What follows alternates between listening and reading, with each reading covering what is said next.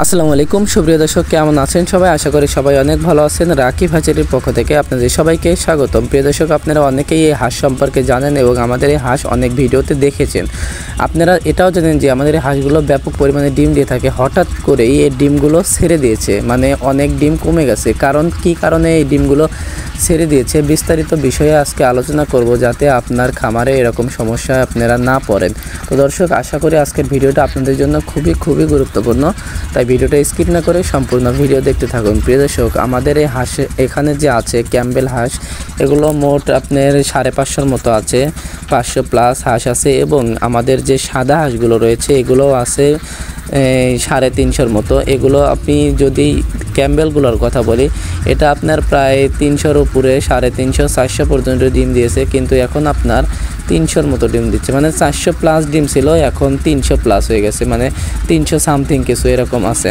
তো প্রায় 100+ এরকম ডিম কমে গিয়েছে। হঠাৎ করে এই ডিমটা কমার কারণ হচ্ছে এখন যে শীত মৌসুম থেকে গরমের দিকে চলে এসেছে, গরম এখন ব্যাপক পরিমাণে গরম পড়তেছে।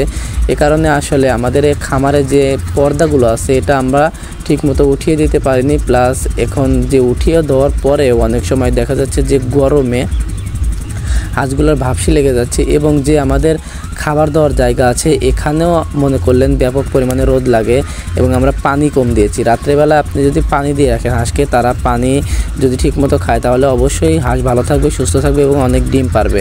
তো দর্শক, এখন আমরা যে কাজটা করতেছি যে পানি দিয়ে রাখতেছি এক্সট্রাভাবে এবং খাবারও দিচ্ছি এক্সট্রাভাবে। আসলে পানি মানুষের যেরকম গরমের দিনে মানুষের পানি যেরকম প্রয়োজন হয়, সেরকম সেম হাঁসেরও এরকম অবস্থা।